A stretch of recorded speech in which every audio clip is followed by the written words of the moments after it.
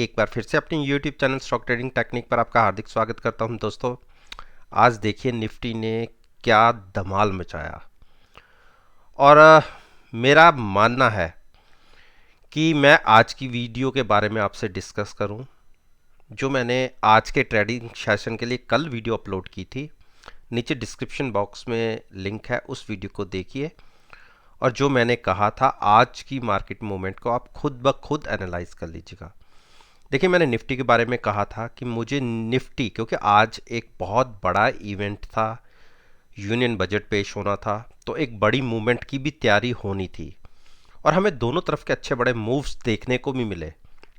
देखिए अगर मैं SGX निफ्टी की बात कर रहा हूं, क्योंकि investing.com के ऊपर SGX निफ्टी का ही ट्रेड देखने को मिलता है, तो SGX निफ्टी जो कल के दिन में या फ्राइडे के सेशन में जो क्लोजिंग थी, उसकी थी क्लोजिंग 13717, फ्यूचर्स की बात कर रहा हूं।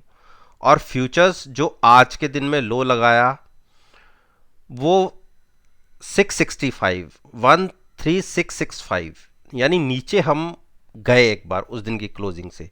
ये आप ये मान लीजिए कि प्रीमियम भी एडजस्ट हुआ, फ्यूचर्स का जो 80 पॉइंट प्रीमियम था वो रह गया था 20-25 रुपीज़ का, तो उस तरीके से प्रीमियम एडजस्ट होने के बाद भी प्राइसेस नीचे आ गए थे। तो 13665 का लो लगा और जहां लो लगा वहां से जब तक यूनियन बजट का प्रेजेंटेशन चल रही थी तब तक मैक्सिमम निफ्टी 200 पॉइंट गेन करके ट्रेड कर रहा था। जैसे ही फाइनेंस मिनिस्टर का स्पीच खत्म हुई, मार्केट में जबरदस्त बाइंग देखी गई और जो ऑलमोस्ट ये कह सकते हो 2 टाइम्स जहां ट्रेड कर रहे थे वहां से 2 टाइम्स ऊपर जाके हमें क्लोजिंग मिली। तो मैंने अपनी कल की वीडियो में कहा था कि देखिए निफ्टी का ट्रेंड तो वीक है, नो डाउट, और जो हम मुझे बड़ी मूव नीचे की तरफ दिख सकती है निफ्टी के अंदर, मैक्सिमम टू मैक्सिमम 13450, ये एक सपोर्ट लेवल थी। इसके नीचे मैंने कहा था कि निफ्टी मुझे जाती हुई नहीं लगती। और ऊपर के प्राइसेस जो मैंने आपको कहे थे मैक्सिमम टू मैक्सिमम 14,125 जो पहला टारगेट था, और उसको क्रॉस करती है तो जो नेक्स्ट टारगेट बनता 14,300 का। इस ट्रेडिंग रेंज के बीच में मैंने निफ्टी की क्लोजिंग बताई थी और देखिए उसी के आसपास क्लोज मिली।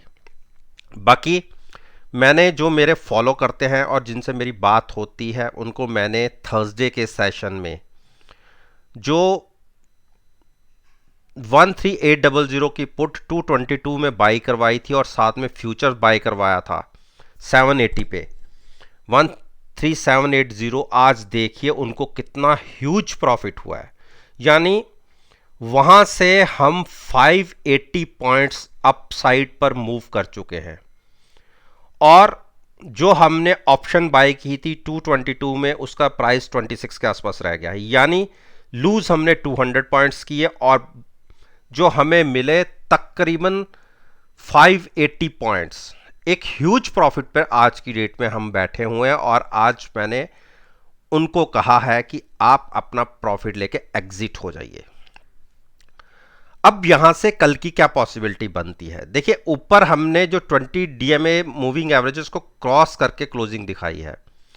एक बार इंडिकेटर्स को फॉलो करते हैं, इंडिकेटर्स के अकॉर्डिंगली देखेंगे तो MACD ने भी क्रॉसओवर नहीं दिया, एक शुरुआत बनी है, लेकिन हाँ DMI ने एक इंडिकेशन दे दिया है।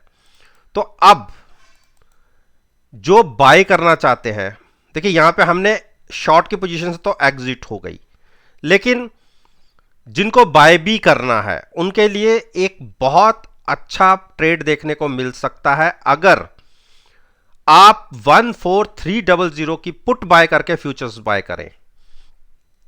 तो हम ये मान के चल सकते हैं कि अगली जो दौड़ हो सकती है वो 14,500 तक की हो सकती है। यहां पे जाके एक बार निफ्टी को रेजिस्टेंस फेस हो सकती है, तो 200 पॉइंट के लिए आप ट्रेड ले सकते हैं कि, लेकिन साथ में ऑप्शंस को इन्वॉल्व करना बहुत जरूरी है। और मैं कभी नहीं कहता कि आप ट्रेड ऑप्शंस को बाय करके ले, ऑप्शंस को केवल हैजिंग पॉइंट ऑफ व्यू से ही सीमित रखिए। अब जो हमने कल की अपनी वीडियो में निफ्टी के बारे में कहा वो तो बिल्कुल सही साबित हुआ और हमारा ट्रेड भी बहुत अच्छा प्रॉफिटेबल क्लोज हुआ। अब बात करते हैं बैंक निफ्टी। देखिए, बैंक निफ्टी में मैंने कल के दिन में कहा था कि मुझे 1200 पॉइंट यानी 1200 या मैक्सिमम 1300 पॉइंट की एक ट्रेडिंग रेंज दिखती है और नीचे की तरफ जो मैंने टारगेट बताए थे वो 29,100, अगर 30,000 हम ब्रेक करके ट्रेड करना शुरू करते हैं, और ऊपर मैंने 700 तक के यानी 31,700 के मैक्सिमम टारगेट की बात करी थी और वो बनती थी मूविंग एवरेज आपकी तकरीबन जो 20 डेज मूविंग एवरेज थी।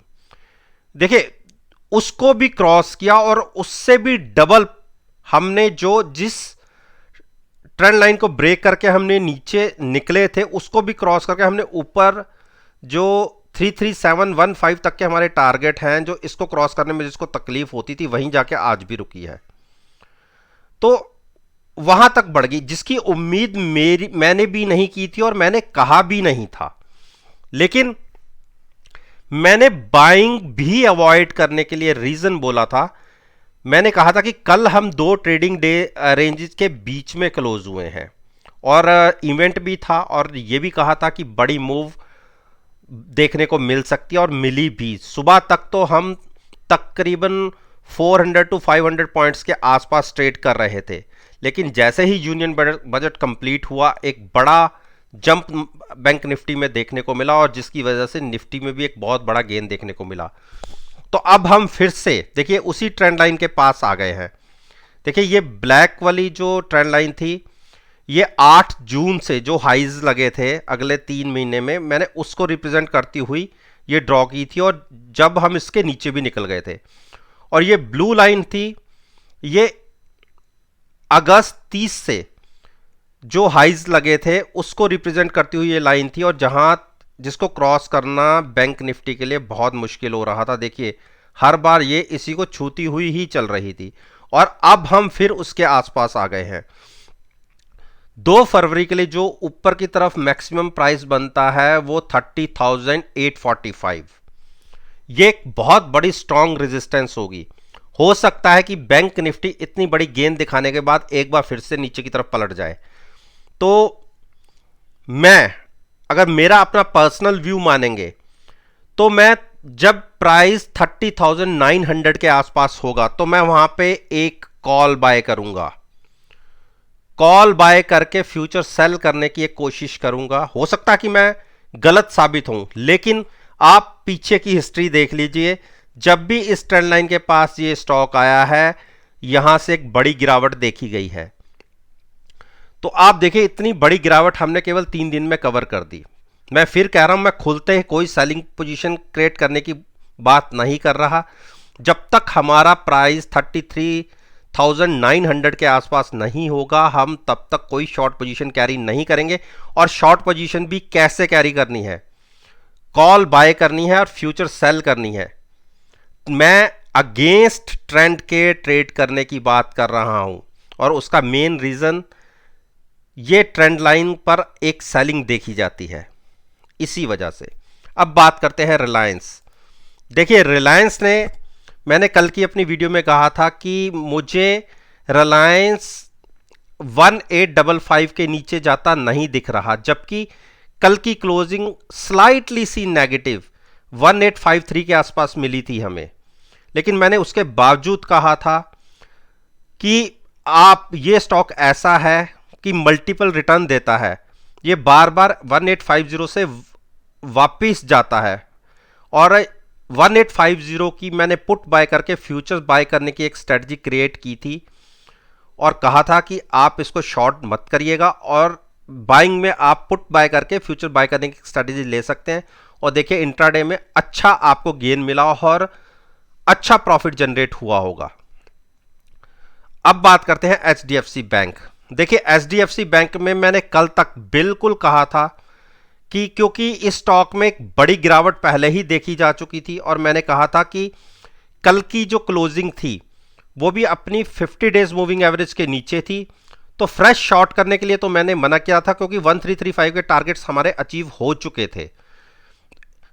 तो फ्रेश शॉर्ट करने की मना थी, लेकिन शॉर्ट तब करनी थी अगर हम कल की क्लोजिंग से नीचे ओपन होते। तो नीचे तो ओपन नहीं हुए और ऊपर ओपन हुए, जहां ओपन हुए वहीं से एक जबरदस्त बाइंग देखने को मिली। और क्योंकि लॉन्ग्स तो मैंने अवॉइड करवाए थे, तो इसलिए बाइंग साइड पे भी कोई ट्रेड देखने को नहीं मिला होगा। तो हाँ, लेकिन क्योंकि शॉर्ट नहीं हुआ तो नुकसान भी नहीं हुआ। देखिए, फायदा ना हो लेकिन नुकसान भी ना हो, यह भी अपने आप में एक बहुत बड़ा प्रॉफिट होता है। अब बात करते हैं इंडस बैंक की। इंडस बैंक में भी मैंने अवॉइड करा था कि आपने कोई पोजीशन नहीं करनी, और अगर लॉन्ग करनी होगी तो हम 922 के ऊपर की क्लोजिंग पर लॉन्ग करेंगे। देखिए, बिल्कुल अच्छा ट्रेड मिला है, लेकिन अभी हमें क्रॉसओवर नहीं मिला। तो इतनी बड़ी बाइंग आने के बाद, इतनी बड़ी स्टॉक में मूवमेंट आने के बाद थोड़ा स्टॉक थकता जरूर है, और इसने रिसेंटली हाई भी ब्रेक कर दिए हैं। तो कॉन्शियस हो के, मैं नहीं एडवाइस करूंगा कि आप बाइंग में रहिए, बाइंग करिए। मैं वेट एंड वॉच की स्ट्रेटजी रखूंगा। थोड़ा सा प्राइस को कहीं भी कंसोलिडेट करने दीजिए, वहां पर हम अपनी एक स्ट्रेटजी क्रिएट करेंगे। क्योंकि अभी भी देखिए बेरिश क्रॉसओवर चल रहा है, बुलिश क्रॉसओवर नहीं हुआ। तो इसीलिए मैं सेलिंग की एडवाइस भी नहीं कर रहा और बाइंग की एडवाइस भी नहीं कर रहा इस पर्टिकुलर स्टॉक में। देखिए, एचडीएफसी में मैंने कल के दिन में क्या कहा था कि जिनको पोजीशन मैंने यहां पे शॉर्ट करवाई थी कॉल के साथ, कॉल खरीद के मैंने फ्यूचर्स में सेलिंग करवाई थी, और कल के दिन में क्योंकि हमारे ये टारगेट नीचे के अचीव हो गए थे 2380 के, मैंने कहा था कि आप यहां की जो कॉल आपने बाय कर रखी है उस कॉल को नीचे शिफ्ट कर लीजिए बाइंग साइड पर, और अपने प्रॉफिट को लॉक कीजिए। क्योंकि कल को यहां से फिर वापस पलट गया तो आपको फ्यूचर में जितना सेलिंग साइड पर प्रॉफिट हुआ है वो सारा खत्म हो जाएगा। और अगर आज के क्लोजिंग को देखें तो हुआ भी ऐसा ही है, लेकिन हमारा प्रॉफिट यहां पे लॉक था, इसलिए हम अभी भी बहुत अच्छे प्रॉफिट में बैठे हुए हैं। देखिए, ऊपर के टारगेट तो तकरीबन 2600 के हमें अचीव हुए, लेकिन एक ही कैंडल में हम देखिए कितनी जबरदस्त जर्नी हमने तय की है, तकरीबन 180 पॉइंट्स की। तो जब इतनी बड़ी कोई जर्नी 200 पॉइंट्स के आसपास की होती है एक दिन के अंदर, तो थोड़ा कॉन्शियस होके भी रहना चाहिए। देखिए, प्रॉफिट बहुत अच्छा है, हमें जनरेट हो रखा है, लेकिन हम उस प्रॉफिट को लूज नहीं करना चाहते। तो हम क्या करेंगे अब यहां से, क्योंकि यहां वाली कॉल में हमें थोड़ा सा लॉस हुआ था, यहां से बहुत ज्यादा प्रॉफिट हो रहा है, और फ्यूचर्स भी में भी अभी हमें 50% का प्रॉफिट है, तो अच्छे प्रॉफिट में हम बैठे हुए हैं। अब हम अपनी स्ट्रेटजी को रिवर्स करेंगे ऊपर जाकर फिर से। अभी एक जंप और आने दीजिए, फिर उस केस में हम अपनी कॉल से एग्जिट होके फिर से ऊपर वाली कॉल में आएंगे कि हम दोनों तरफ अच्छा प्रॉफिट जनरेट किया हमने।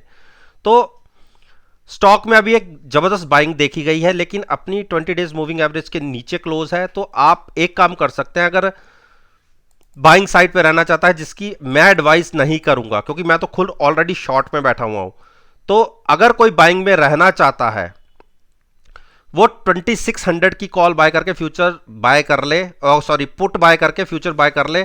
तो हो सकता है कि मार्केट ने जिस तरीके से रिएक्शन दिखाया है 2750 तक के टारगेट आपको देखने को मिल जाए। कोटक महिंद्रा बैंक में मैंने यहां पर देखिए, क्योंकि मैं इसमें भी शॉर्ट था, यहां कॉल बाय करवाई थी और फ्यूचर सेल करवाया था, और यहां पर मैंने कहा था कल के मेरी वीडियो को अगर आप देखेंगे कि आप यहां पर अपना प्रॉफिट लॉक कीजिए। इस कॉल को खत्म करके जो हम बाइंग साइड पर थे, इसमें जो लॉस हुआ थोड़ा बहुत, उसको हम यहां पर दोबारा से कॉल बाय करेंगे, और इससे आप देखिए जितना हमें यहां नुकसान हो उससे दुगने से भी ज्यादा हमें यहां इस वाले में प्रॉफिट हुआ था यहां तक, कल तक फ्यूचर्स के अंदर। लेकिन आज हमें कॉल के अंदर जो बाय करवाई उसमें अच्छा प्रॉफिट हो गया। तो अल्टीमेटली अभी भी हमारा ये ट्रेड बहुत अच्छे प्रॉफिट में है। तो क्योंकि इसने 9 दिन की मूविंग एवरेज को क्रॉस करके ऊपर क्लोजिंग दी है, लेकिन 50 डेज मूविंग एवरेज अभी भी बचती है, और उसके बाद 2 मूविंग एवरेजेस और हैं। तो जब तक ये हर्डल्स पार नहीं होते ज्यादा लॉन्ग मत सोचिए, और ये 1860 के ऊपर हम ये कह सकते हैं कि आप फिर बाइंग कर सकते हैं 1940 के लिए, लेकिन अभी थोड़ा वेट एंड वॉच की स्ट्रेटजी रखिए। आईसीआईसीआई बैंक में मैंने कल के ट्रेडिंग सेशन में कहा था कि कल की जो क्लोजिंग आई थी हमारी, जो 3-4 मूविंग एवरेज है उसके बीच में आई थी।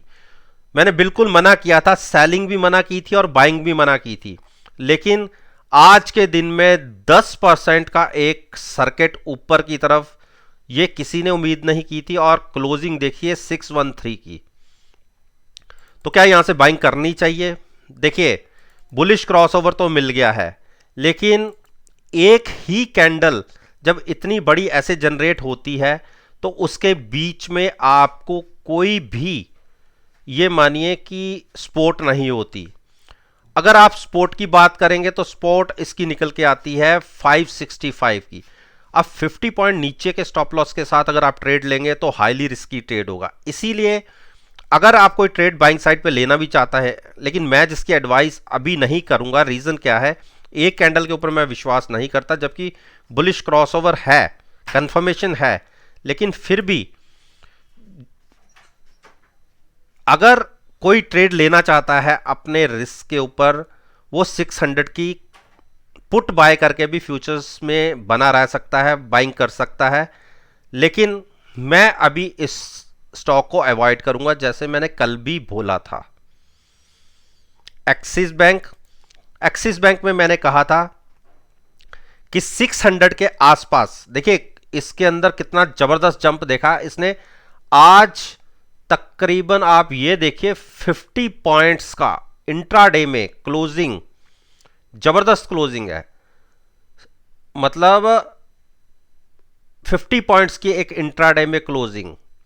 और मैंने अपनी कल की वीडियो में बोला था कि इस स्टॉक को मैं, क्योंकि मुझे इसके रिजल्ट्स इतने अच्छे नहीं लगे थे, जबकि आप नीचे के लेवल से इस स्टॉक ने तकरीबन 100 पॉइंट्स का एक गेन दिखा दिया केवल 3 दिन के अंदर। लेकिन मैं इस स्टॉक में ज्यादा बुलिश नहीं हूं। रीजन कि इसके 30 to 35% प्रॉफिट्स गिरे थे, और मैंने अपनी पिछली वीडियो में भी कहा था कि अगर ये स्टॉक 680 को क्रॉस करे तो रिस्क जरूर होगा। 680 की आप पुट बाय कीजिए, और सॉरी 680 की कॉल बाय करके मैं फ्यूचर सेल करने की बात करी थी मैंने, और मैं अभी भी उस बात पर कायम हूं कि अगर आपने 680 की कॉल बाय कर रही होती तो इस वक्त मैं ये मानता हूं कि आपको स्लाइटली सा नुकसान हो रहा होता। लेकिन जैसे हमें निफ्टी, एचडीएफसी और दूसरे कई स्टॉक्स के अंदर इस तरीके से बहुत अच्छा प्रॉफिट जनरेट हुआ है, तो मोस्ट प्रोबेबली अगले 5-7 दिन में हम इसमें भी एक अच्छे प्रॉफिट में आ सकते हैं।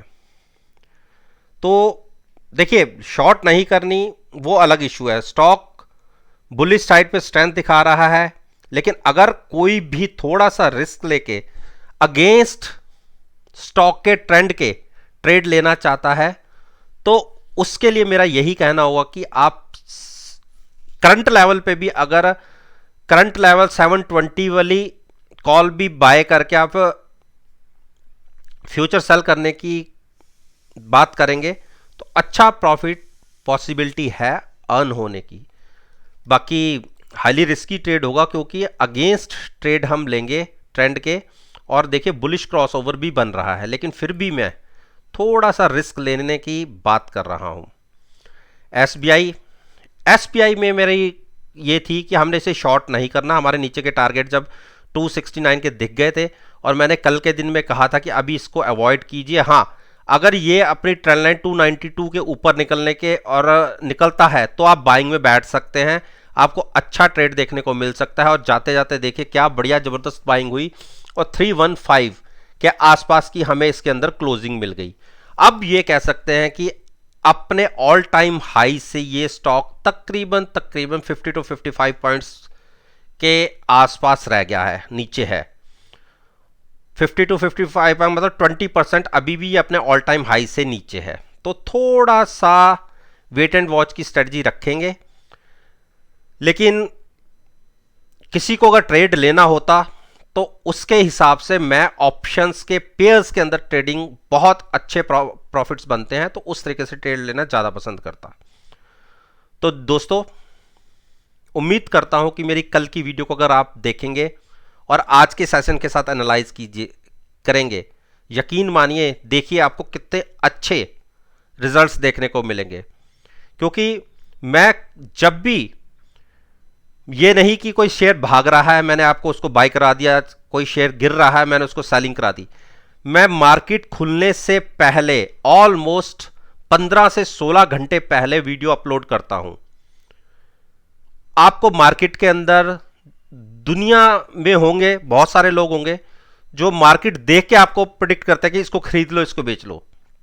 मैं बिना मार्केट खुले हुए ही कोशिश करता हूं कि अपनी नॉलेज में आपके साथ शेयर कर सकूं। तो उम्मीद करता हूं कि दोस्तों आपको ये वीडियो पसंद आई होगी, और पसंद आई है तो इसको लाइक कीजिए, शेयर कीजिए, और मेरे YouTube चैनल को सब्सक्राइब करना मत भूलिएगा। इस बात के साथ मैं आपसे विदा लेता हूं और एक नई वीडियो के साथ फिर से